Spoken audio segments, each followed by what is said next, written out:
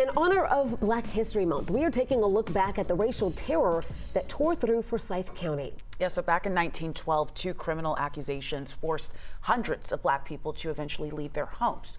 Well, in the century since then, the county has tried to reckon with that past. And as 11 Alive's Joe Ripley reports, thanks to a scholarship, relatives of those forced out have a brighter future ahead.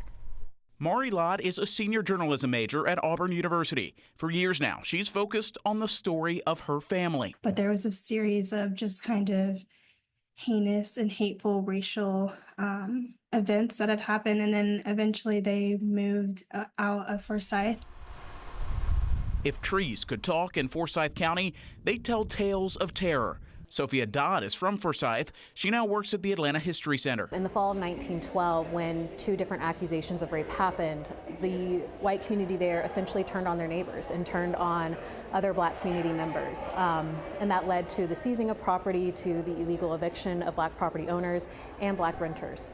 Around 1,100 Black people were impacted and most forced to move elsewhere. And I feel like we need to do something to acknowledge what happened, but also something that might be helpful for the next generation. Durwood Sneed is focused on moving these families forward.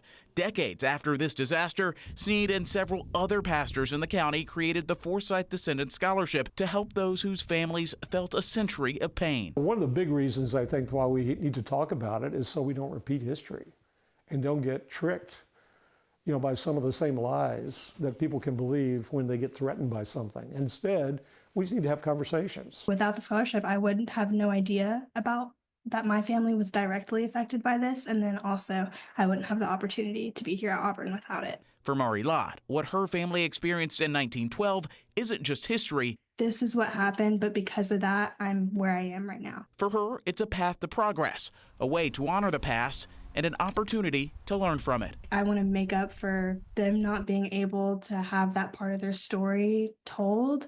I want to make sure that I'm able to give different people a voice. In Forsyth County, Joe Ripley, 11 Alive News. The Forsyth Descendants Scholarship has given 20 students nearly $300,000. To qualify, the student must prove their ancestors were in the Forsyth County 1910 census and have a financial need, along with a 2.5 grade point average at minimum. And you also need to write an essay about your family's journey. Right now, the group is working to raise $100,000 by May 1st. To learn more all about this, you can head over to our website, 11alive.com.